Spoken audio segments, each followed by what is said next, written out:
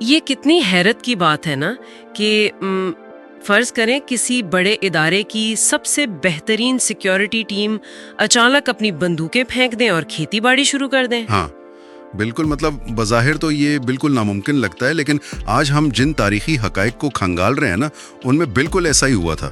جی، اور ارائیں اور کچھ حد تک مہر قوموں کی تاریخ کا یہ سفر ہمیں بتاتا ہے کہ کیسے حالات اور بقا کی جو جنگ ہوتی ہے وہ کسی گروہ کی پوری شناختی بدل کر رکھ دیتی ہے۔ اور یہاں سب سے دلچسپ نقطہ یہ ہے کہ شناخت کوئی پیدائشی یا جینیٹک چیز نہیں ہوتی، بلکہ حالات کا رد عمل ہوتی ہے۔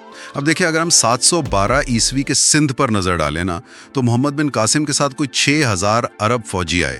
اچھا، 6000 فوجی؟ جی ہاں، اور ان فوجیوں کو عربی میں الروائے کہا جاتا تھا، یعنی جھنڈا اٹھانے والے دستے۔ صحیح، لیکن محمد بن قاسم کی واپسی اور پھر ان کی ہلاکت کے بعد ان فوجیوں کا واپس نہ جانا، مطلب یہ ایک بڑا معمہ لگتا ہے۔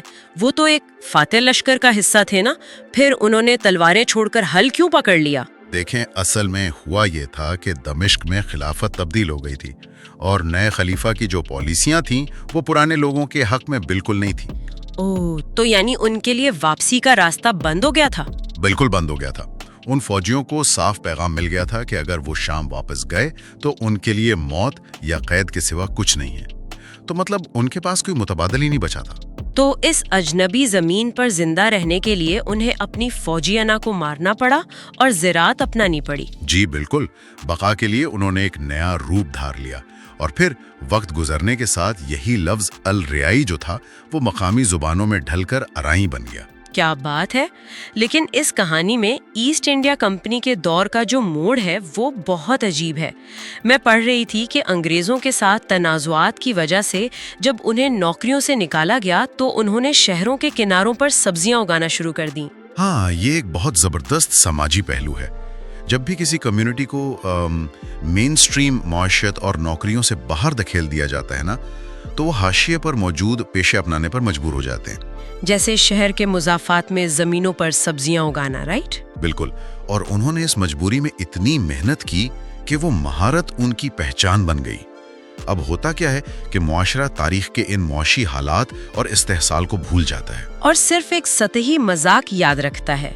مطلب کیا قوموں کے ساتھ جڑے ہوئے مزاحیہ لیبلز جیسے پیاز کا تانا دراصل پرانے معاشی اور سماجی صدمات کا نتیجہ ہوتے ہیں؟ 100% ایسا ہی ہے۔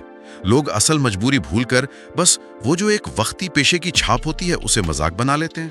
یہ بات واقعی سوچنے پر مجبور کرتی ہے کہ آج کے دور میں اسی پس منظر سے تعلق رکھنے والے افراد کن نمایاں عہدوں تک پہنچے۔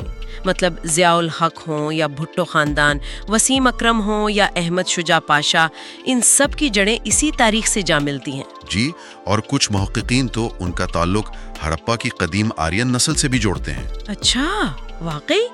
اس کا مطلب ہے کہ برِ صغیر میں نسلیں کسی ایک سیدھی لکیر پر نہیں چلتی۔ ویسے اگر ہم بقا اور حالات کی بات کر ہی رہے ہیں تو مہر قوم کی تاریخ بھی کچھ ایسی ہی پیچیدہ ہے نا؟ بالکل، مہر قوم کا ارتقاء دراصل جغرافیائی حالات کا نتیجہ ہے۔ یہ بنیادی طور پر سوریہ ونشی جاٹ قبیلہ ہے جو ستلج اور بہاولپور کے علاقوں میں آباد ہوا۔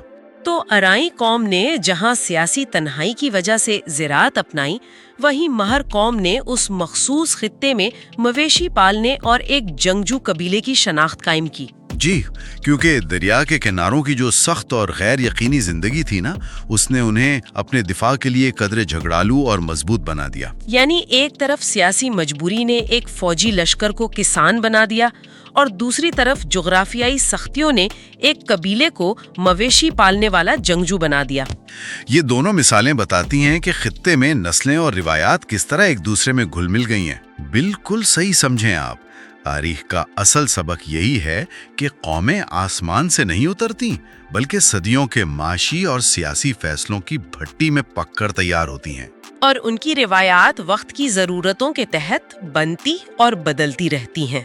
جی، ان زندہ رہنے کے لیے انسان کو حالات کے سانچے میں ڈھلنا ہی پڑتا ہے۔ اور یہی آج کا سب سے بڑا سوال بھی ہے۔ آج لوگ اپنی جس شناخت، ذات یا قبیلے پر بے پناہ فخر کرتے ہیں، کیا پتہ وہ صدیوں پہلے کسی سیاسی حادثے، معاشی دھچکے یا محض زندہ رہنے کی مجبوری کا نتیجہ ہو جس کا اب نام و نشان بھی نہ بچا ہو۔ بہت گہری بات ہے. کیا یہ شناخت واقعی ہماری فطرت کا حصہ ہے؟ یا تاریخ کی وہ یونیفارم جو کبھی ہمیں مجبوری میں پہننی پڑی اور پھر ہم اسے ہی اپنی کھال سمجھ بیٹھے؟ سوچنے کی بات ہے.